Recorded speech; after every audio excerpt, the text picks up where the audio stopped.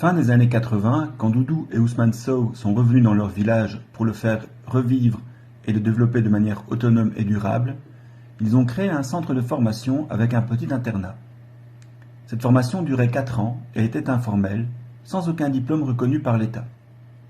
Depuis 2018, c'est actuellement chose faite.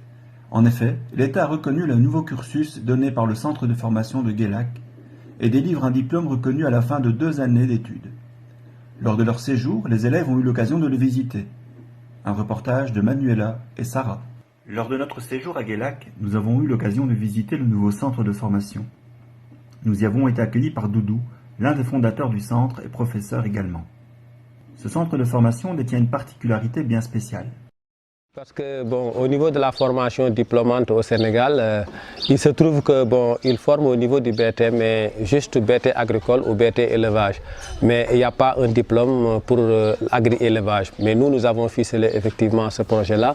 C'est pour former vraiment de futurs porteurs de projets intégrés. C'est-à-dire que eux, quand ils sortiront de cette école-là, ils seront aptes à être agriculteurs et éleveurs à la fois, donc des techniciens agricoles, mais aussi des techniciens d'élevage. Doudou nous explique qu'ils sont un peu victimes de leur succès, puisqu'ils ne sont que 2 écoles dans le Sénégal à dispenser ce genre de formation. Nous commençons à avoir des étudiants qui nous viennent d'ailleurs, donc qui n'ont pas de famille d'accueil au niveau de Rao. Et c'est pour cette raison que nous avions pensé nécessaire d'avoir au moins un centre d'accueil, je veux dire l'internat. Parce que sans quoi, eux, ils ne peuvent pas s'inscrire. Alors que maintenant, ce qu'on voit au Sénégal, c'est qu'actuellement, comme ils ne forment pas au niveau du BT agricole, alors les gens sont obligés de se replier à Guélac pour cette formation-là. Pour faciliter l'accès, l'école s'est déjà délocalisée à Rao, à 10 km de Guélac, qui est le long d'un axe routier qui relie Dakar à Saint-Louis. Actuellement, une vingtaine de jeunes sont inscrits dans les 2 années de cours et seulement 5 viennent de la région de Thiès. Ces 5 jeunes vivent dans des logements de fortune qui ont été construits. Mais malheureusement, il y en a encore plein qui voudraient venir, mais faute de famille d'accueil, ne peuvent pas. Un projet de construction est toutefois en cours.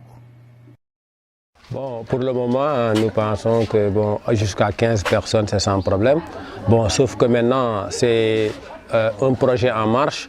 Alors tu ne peux pas, par exemple, te dire que voilà, avec 15 personnes, le problème est réglé. Je suis sûr et certain que ça va crescendo. Et donc, dans 2 ans, peut-être normalement, avec tous les élèves qui vont devoir venir, il va falloir encore une fois augmenter la taille.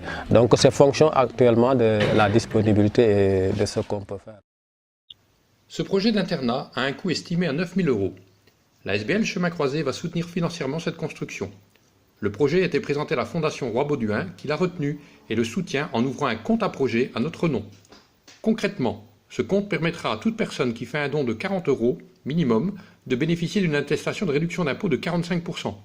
Un don de 40 € par exemple vous sera donc remboursé de 18 € et ne vous en coûtera réellement que 22 €.